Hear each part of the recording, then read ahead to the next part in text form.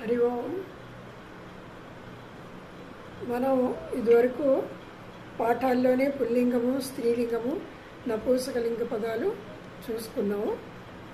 ఇవాళ మళ్ళీ ఒక్కసారి పునఃస్మరణం చేసుకుని చిన్న చిన్న సెంటెన్సెస్, వాక్యాలు చేయడం కూడా ఇప్పుడు చేద్దాము. ఉదాహరణకి రామ అన్నప్పుడు అకారాంతంతో ఎండ్ అవుతుంది. రామ మనం చెప్పుకున్న రామ, గోవింద అన్నీ కూడా ఆకారంతో ఎండ్ అవుతున్నాయి. రామ ఆ వచ్చింది. అలాగే స్త్రీలింగంలో రమా అన్నాం, ఆ వచ్చింది. రమా, సీత, లలిత ఆకారాంతం అన్నమాట. సో అవన్నీ ఆకారాంత స్త్రీలింగాలు. తర్వాత నపుంసకలింగం. నపుంసకలింగం ఎలా వస్తుందంటే పుస్తకం, పుష్పం, ద్వారం తో ఎండ్ అవుతుంది. దాన్ని కూడా ఆకారాంత నపుంసకలింగం అంటారు. మనం మీకు గుర్తుంచుకోవడానికి పుష్పం, పత్రం, వాతాయనం. వాతాయనం అంటే కిటికీ. వ్యజనం, వ్యజనం అంటే ఫ్యాను. ఇదివరకే కొన్ని చాలా పదాలు చెప్పాను. ఇవే మళ్ళీ రిపీట్ చేసుకుంటే మీకు సెంటెన్స్లో ఎలా ఉపయోగించాలని అర్థమవుతుంది. తర్వాత మనం కొత్త కొత్తవి మనకి కావాల్సినవి మనం నేర్చుకోవడానికి అలవాటు చేసుకుందాం. ఇప్పుడు మళ్ళీ కొన్ని పుల్లింగ పదాలు, స్త్రీలింగ పదాలు, నపుంసకలింగాలు కొన్ని ఉదాహరణకి చెప్తాను. సూర్య, చంద్ర, పుల్లింగ ఇవన్నీ కూడా. సూర్య, చంద్ర, వృక్ష, మృగ ఇవన్నీ కూడా పుల్లింగ శబ్దాలు. ఇప్పుడు స్త్రీలింగ శబ్దాలు బాలిక, లలిత, లత, వీణ, స్థాళిక. వస్తువుల పేర్లు కూడా లింగభేదం ఉంటుంది వస్తువులకు కూడా. సో స్థాళిక అంటే ప్లేట్, మనం భోంచేసే ప్లేటు స్థాళిక. తర్వాత నపుంసకలింగ పదాలు కూడా కొన్ని చెప్తాను. పత్రం, పుష్పం, పుస్తకం, యానం. యానం అంటే వెహికల్, బండి. రేలయానం, కారయానం. కారయానం అంటే కారు, కారయానం. బసయానం, బస్యానానికి కూడా బస్యానం అనొచ్చు. తర్వాత చిత్రం, ఫలం, నక్షత్రం, వస్త్రం తో వచ్చినవన్నీ నపుంసకలింగాలు. అవి గుర్తుపెట్టుకోండి. ఇలాగా ఈ 3 లింగాలతోని మనం కొన్ని చిన్న చిన్న వాక్యాలు చేద్దాము. బాలకః విద్యాలయం గచ్చతి. బాలకః విద్యాలయం గచ్చతి. దాన్ని అది ఏకవచనంలో ఉంది. బహువచనం ఎలా వస్తుంది కూడా చూద్దాం. ఏకవచనం, బహువచనం రెండు చూద్దాం. అవి కూడా నేను చెప్పాను మీకు. అవి మళ్ళీ ఒకసారి చేద్దాం. బాలకః విద్యాలయం గచ్చతి. బాలకాః విద్యాలయం గచ్చంతి. గచ్చతి, గచ్చంతి. మాతా పాకం కరోతి. మాతా పాకం కరోతి. పాకం అంటే వంట, వంట చేస్తుంది. మాతా పాకం కరోతి. పాచకాః పాకం కుర్వంతి. కరోతికి కుర్వంతి వస్తున్నమాట. పాచకాః అంటే వంట వాళ్ళు. పాచకాః పాకం కుర్వంతి. సీత గీతం గాయతి. సీత గీతం గాయతి. గీతం పాడుతోంది. మహిళాః గీతం గాయంతి.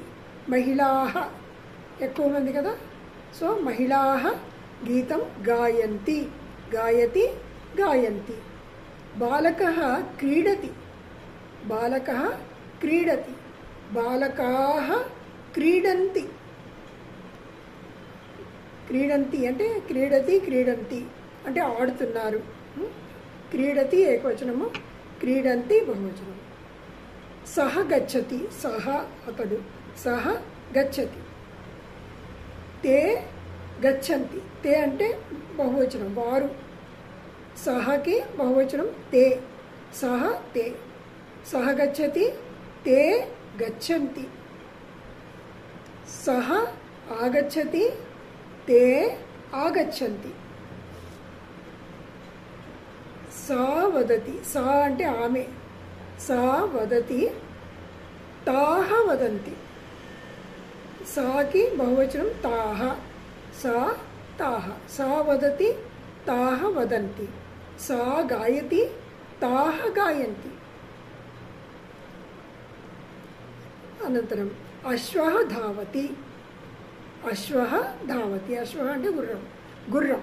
అశ్వః ధావతి. అశ్వాః ధావంతి. అశ్వాః ధావంతి.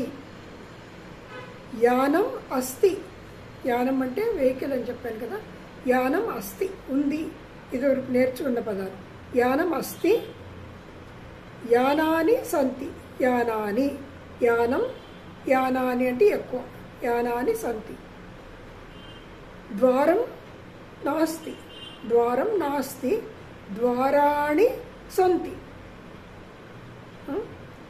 అస్తి నాస్తి. అస్తి బహువచనం సంతి. ద్వారాణి సంతి. ఎక్కువ ద్వారాలు ఉన్నాయి. వృక్షః అస్తి. ఒక వృక్షం ఉంది. వృక్షః అస్తి. వృక్షాః నాస్తి. వృక్షాః నాస్తి. తర్వాత ఇప్పుడు కొన్ని బంధువాచకాలు చెప్తాను. బంధువాచక శబ్దాః. అవి వాటితో మనం కొంచెం చిన్న చిన్న సెంటెన్సెస్ క్రియాపదాలు ఉన్నాయి కదా, వాటితో చేయొచ్చు. జనకః తండ్రి. జనకః. పుత్రః. జనకః తండ్రి. జననీ తల్లి.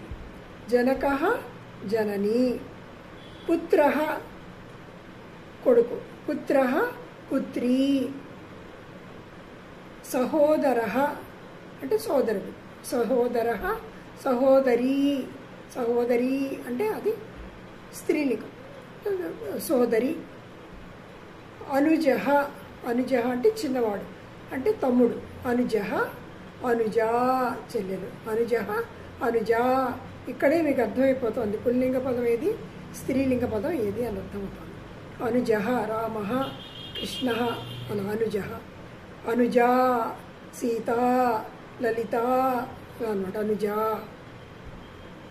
అలాగే పుత్రః పుల్లింగము. పుత్రః పుత్రీ. పుత్రీ గౌరీ సరస్వతి. ఇవన్నీ ఎలా ఉన్నాయి, ఈ కారంతో ఉన్నాయి. అవి కూడా స్త్రీలింగ పదాలు. అనుజః అగ్రజః. అగ్రజః అంటే అన్నయ్య. అనుజః అగ్రజః. అలాగే అనుజా అగ్రజా. పితామహః. పితామహః అంటే తండ్రికి తండ్రి. పితామహి అంటే తండ్రికి తల్లి. పితామహః పితామహి. మాతామహః మాతామహి. జామాత. జామాత అంటే అల్లుడు. జామాత అంటే అల్లుడు. స్నుషా అంటే కోడలు. స్నుషా కోడలు. జామాత స్నుషా.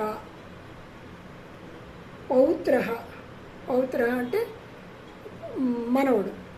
పౌత్రీ అంటే మనవరాలు. పౌత్రః పౌత్రీ. మాతులః మాతులాని. మాతులః అంటే మేనమామ. మాతులః మేనమామ. మాతులాని అంటే అత్త.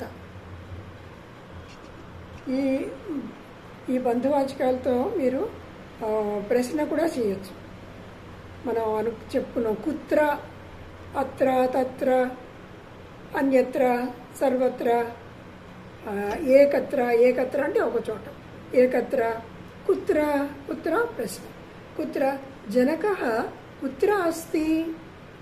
జనకః కుత్ర అస్తి. జనకः తత్ర అస్తి. జనకः తత్ర అస్తి.